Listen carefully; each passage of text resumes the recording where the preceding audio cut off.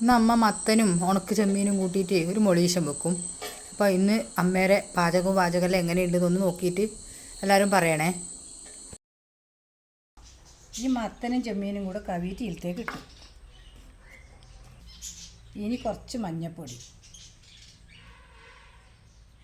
കുറച്ച് പറങ്കിപ്പൊടി, കുറച്ച് നല്ലോണം കുരുമുളക് പൊടി ഇടണം. അതാണ് ഇതിൻ്റെ ടേസ്റ്റ്. ഇതിൽ വേണ്ടുന്ന ഉപ്പിട്ടു. ഇനി ഇതിലേക്ക് വേണ്ടുന്ന വെള്ളം ഒഴിക്കാം. കുറച്ച് വെള്ളം അധികം ഒഴിക്കണം. മത്തന് ഒരു കൊഴുപ്പ് വരും. മത്തൻ വേകുമ്പോഴേക്ക് ഈ തേങ്ങ ചരി അരച്ച് വെക്കാം.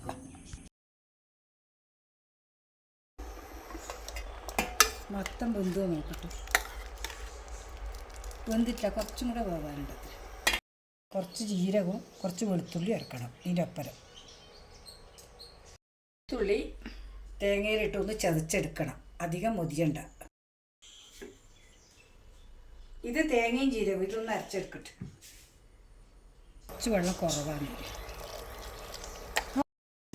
മതി. ഈ വെള്ളം മതി. അധികം വെള്ളമായി, അധികം കട്ടയാക്കി. ഇത് തിളച്ചില്ല. ഇനി ഇതിൽ കുറച്ച് കരിയാമ്പലി ഇടാം. മൊളീശത്തിന് ഉള്ളിയും കടുവും വറുത്തിട്ടു.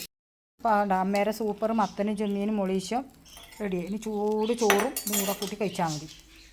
മീനും മത്തനും മൊളീശം. ഇനിയിപ്പോൾ ഒരു ഉപ്പേരി വേണ്ട. അപ്പോൾ അമ്മ ഇതാ ചുക്കുറുമാണിയുടെ ഇല കുറച്ച് കൊണ്ടുവന്നിട്ടുണ്ട്. അപ്പോൾ ഇതിനെ പല നാട്ടിലും പല പേരും പറയൽ. അമ്മേലും ചുക്കുറുമാണി എന്നാണ് പറയൽ. നമുക്ക് ഏത് സാധനം മുറിക്കണമെങ്കിലും പലാക്കത്തി തന്നെ വേണം. മറ്റേ ഞാൻ മേശക്കത്തി കൊണ്ടൊന്നും അങ്ങനെ മുറിക്കൊന്നും ചെയ്യില്ല. നിങ്ങൾക്ക് എന്താ മേശക്കത്തി കൊണ്ട് മുറിച്ചൂടെ?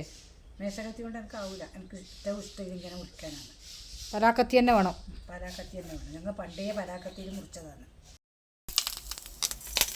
ഇതിനിങ്ങനെയുള്ള സ്റ്റൈലാക്കിയിട്ട് അരി പസർക്കും. ഓ ഭയങ്കര സൂപ്പറല്ലോ.